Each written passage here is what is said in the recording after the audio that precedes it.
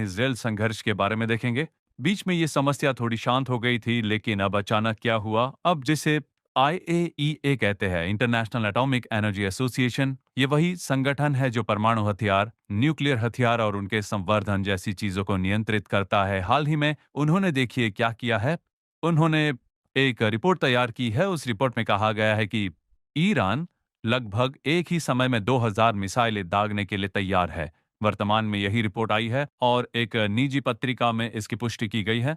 और इतना ही नहीं, ईरान को जो यूरेनियम दिया गया है उसके लिए कई देशों ने हस्ताक्षर किए हैं। और क्यों यूरेनियम दिया गया है? क्योंकि हर देश के लिए बिजली की शक्ति बहुत महत्वपूर्ण होती है।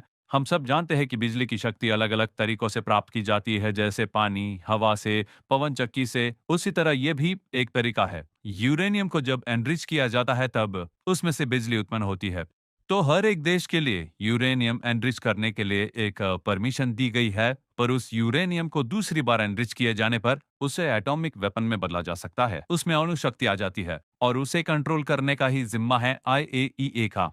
अब जैसे ही ईरान में प्रतिबंध लगाया गया था कि आगे से यूरेनियम नहीं दिया जाएगा, हाल ही में उस प्रतिबंध को हटा दिया गया। अब उन्हें जो यूरेनियम मिला है उसमें से वो 60% खतरनाक हथियार बनाने के लिए तैयार है। अब उतना ही नहीं, जब बीच में 12 दिनों का युद्ध चल रहा था, उसी समय वो बहुत ही शक्तिशाली देश बन गया। अब आप उसकी वजह पूछेंगे, तो ईरान ने रूस और चीन के साथ एक समझौता किया और उनसे हथियार खरीद कर रखे हैं। इन सारी बातों की पुष्टि IAEA ने किया है। अगर हम सोचे कि IAEA एक तरफा होकर अमेरिका या इजरायल के पक्ष में कह रहा है, तो भी ईरान कहता है हम पहले जैसे नहीं है, हम अब पूरी तरह तैयार है। किसी भी क्षण इजरायल पर हमला करने के लिए हम बिल्कुल तैयार है। अब इस गठबंधन को ध्यान से देखिए, एक तरफ इजरायल और दूसरी तरफ ईरान। यहेजकेल 38 के 5 में फारस की बात की गई है। उसके बाद रशिया और चाइना की बात है। यहेजकेल 38 के 2 में मागोग, मेशेक और तुबल का प्रधान, ऐसी बातें की गई है। इसी कॉन्सेप्ट के आधार पर एक टीम बन रही है। अगर आप 50 साल पहले देखें तो ये टीम अलग पक्ष में थी, यानी ईरान अमेरिका के साथ था। हाल ही में लगभग 10 साल पहले इजराइल और रूस ने आपस में समझौता किया था। अब सब कुछ देखकर लगता है कि यह हिजकियल अध्याय 38 और 39 की तरह स्थिति बन रही है। हमें एक बड़े युद्ध के लिए तैयार होना है, ऐसा कहा जा रहा है। एक बहुत बड़ा युद्ध होने के लिए दुनिया के सभी देश तैयार हो रहे हैं। अब इसका पूरा रूप सामने आ रहा है। अगर तीसरा विश्व युद्ध होता है तो उसका केंद्र इजराइल ही होगा। लेकिन यह युद्ध शुरू करने वाला कौन होगा, इजराइल या रूस? यही सबसे महत्वपूर्ण प्रश्न है। हमने पहले भी इसके बारे में बहुत कुछ देखा है, लेकिन ये एक बहुत बड़ा अपडेट है। अगर ईरान और इजराइल युद्ध शुरू कर देते हैं तो रूस निश्चित रूप से ईरान का बड़ा सहयोगी होगा, इसमें संदेह नहीं। हाल ही में इससे जुड़ी एक और खबर आई है। पास के देश सर्बिया के एक नेता ने कहा है कि अमेरिका ने उन पर रूस से तेल खरीदने पर रोक लगा दी है। इस कारण अब उनके पास केवल 50 दिनों तक चलने लायक तेल का भंडार है। उन्होंने कहा है कि अगर हम रूस से तेल नहीं खरीदते तो बड़ा नुकसान होगा। अगर वे रूस की ओर चले जाते हैं या ये प्रतिबंध कई देशों तक फैलता है तो याद रखिए ये 100% एक बड़ा अवरोध बन जाएगा। ये सब मिलकर एक बड़ी टीम बन रही है। एक टीम रूस के पक्ष में और दूसरी टीम रूस के विरोध में बन रही है। और अगर प्रभु के आगमन में देरी हो तो इसके अपडेट को हम आने वाले कल तक कार्यक्रम में बताएंगे। आइए अब देखते हैं कि अगला महत्वपूर्ण विषय क्या है।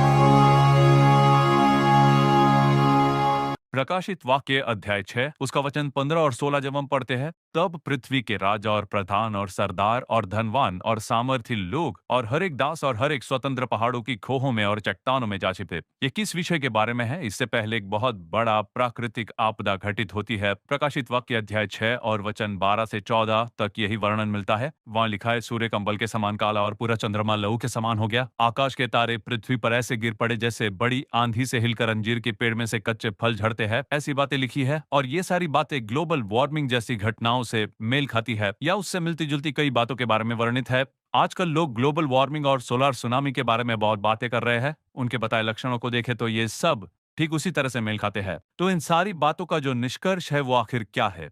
जब ये समय आएगा तब लोग क्या करेंगे? विशेष करके 15वें वचन में सबसे पहला शब्द जो है लिखा है, पृथ्वी के राजा। अब ये पृथ्वी के जो राजा है वो क्या करेंगे? वे पहाड़ों की खोहों में और चट्टानों में जा छिपेंगे। अब हम इसे क्यों देख रहे हैं? आज पृथ्वी पर राजा है। आज तो लोकतांत्रिक व्यवस्था है। हम कहते हैं कि ये लोकतांत्रिक देश है। राजाओं की बात करें तो केवल 4-5 देशों में ही राजा है। विशेष रूप से हम सऊदी अरब का उदाहरण ले सकते हैं, जहां राजा बहुत शक्तिशाली है। आज यूनाइटेड किंगडम में भी राजा है, राजा चार्ल्स, लेकिन वहाँ हाउस ऑफ लॉर्ड्स नामक संस्था है। वे निर्णय लेते हैं और फिर उस निर्णय को राजा के पास ले जाते हैं, बस इतना ही। वो वैसे ही है जैसे प्रेसिडेंट और प्राइम मिनिस्टर। आज सिर्फ कुछ ही देशों में राजा रह गए हैं, जैसे सऊदी अरेबिया, कतार, बहरीन, ब्रुनेई, ऐसे कुछ देशों को ले लीजिए, तो उनमें से आज दुनिया में नंबर 1 पर है सऊदी अरेबिया। सऊदी अरब का क्षेत्रफल लगभग 3.7 मिलियन वर्ग किलोमीटर है, यानी वास्तव में ये एक बहुत ही बड़ा देश है। 3.7 मिलियन स्क्वायर फीट नहीं, ये स्क्वायर किलोमीटर की बात है। और इतना ही नहीं, पड़ोसी देशों को मिलाकर भी जितना बड़ा क्षेत्र होता है, उतने पैमाने पर एक विशाल अंडरग्राउंड सिटी बनाई गई है। इस शहर को किस आधार पर बनाया गया है, उसे ग्रैंड मस्जिद कहते हैं। जैसे कि मक्का में जो सबसे बड़ी मस्जिद है, मक्का और मदीना के पवित्र स्थल, उसी ग्रैंड मस्जिद को आधार बनाकर नीचे एक पूरा शहर तैयार किया गया है। वहां लगभग 40,000 कारों की पार्किंग की सुविधा बनाई गई है। शहर के भीतर ही नीचे अस्पताल भी है। सबसे पहले वहां पर सिटी ऑफ नियोम नाम की एक परियोजना बनाई गई थी, वो भी चल रही है। अब ये दूसरा प्रोजेक्ट है। इसमें सबसे महत्वपूर्ण बात यह है कि उन्होंने एक बहुत बड़ा अंडरग्राउंड सिटी बनाया है। क्यों ऐसा अंडरग्राउंड सिटी बनाया जा रहा है, अब यही सवाल है।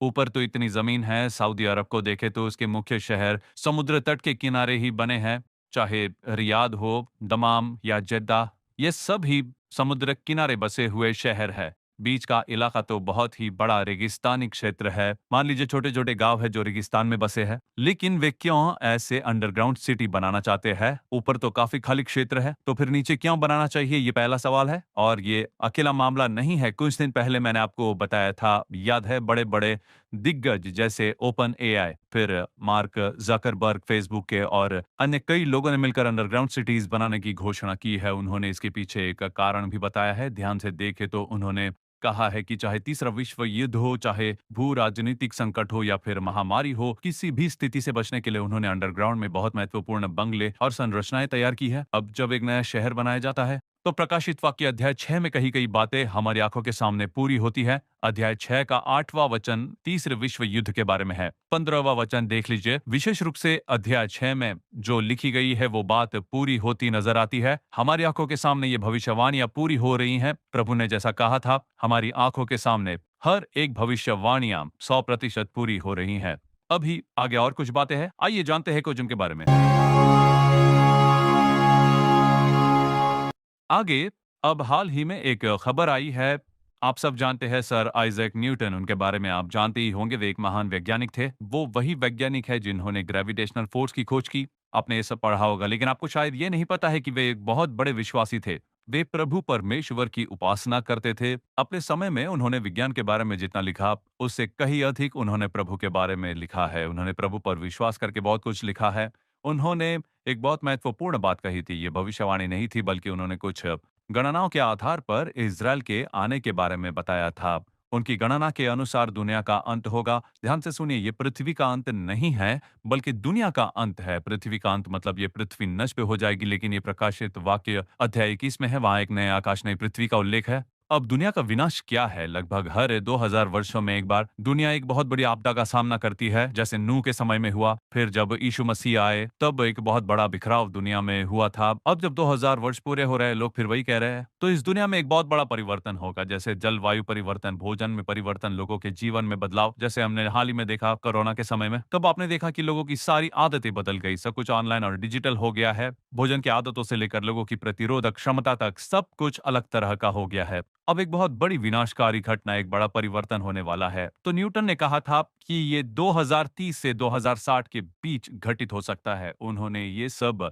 बाइबल में इज़राइल से संबंधित भविष्यवाणी की गणनाओं के आधार पर ही बताया था। पर एक बहुत बड़ी बात है कि जब उन्होंने ये कहा था, उस समय इज़राइल नाम का कोई राष्ट्र अस्तित्व में नहीं था। लोग वापस नहीं आए थे, वो भविष्यवाणी पूरी नहीं हुई थी। अब उनकी लिखी हुई गणनाओं के अनुसार देखें तो उन्होंने 2060 तक जिसकी बात कही थी, अब हम 2025 में है, यही आजकल चर्चा का विषय है। लेकिन एक बात मैं हमेशा आत्मविश्वास के साथ कहता हूँ, यीशु मसीह के आने के उस दिन को और उस घड़ी के विषय में कोई नहीं जानता, ना ही स्वर्ग के दूत जानते हैं। मैं तारीख या साल जैसी भविष्यवाणियों में नहीं जाना चाहता। ऐसी बहुत सी बातें हैं। नॉस्ट्राडामस है, इजिप्ट में डेथ बुक नामक एक ग्रंथ है, उसके बारे में भी लोग बातें कर रहे हैं। और ऐसी ही भविष्यवाणियां की जाने वाली कई बातें हैं, और हम उनके बारे में बात नहीं करेंगे। हमारे लिए बाइबल में लिखी गई भविष्यवाणी ही असली गणना है। अब हम एक बहुत महत्वपूर्ण पीढ़ी में आ गए हैं। यह स्पष्ट रूप से कहा गया, हम एक अत्यंत महत्वपूर्ण पीढ़ी में है। अगर प्रभु की इच्छा हो तो हमारी पीढ़ी को प्रभु के आगमन को देखने का अवसर मिल सकता है। हमें उस दिन का पता नहीं है, हमें ये नहीं मालूम कि वो कब आएंगे, लेकिन ये हमारी पीढ़ी में घटित होने की संभावना बहुत अधिक है। ये आंखों से दिखाई देने वाली बात है। आइजैक न्यूटन ने जिस समय विधि का उल्लेख किया है वो हमारे समय और हमारी पीढ़ी से संबंधित ही है। इसीलिए हम ये बात आपको बता रहे हैं। हम ये नहीं कह रहे कि हम उसे मानते हैं, लेकिन उन्होंने और कई लोगों ने इस समय विधि के बारे में बात की है। प्रभु की इच्छा रहे तो अगले कल तक कार्यक्रम में आपसे दोबारा मिलेंगे। God bless you.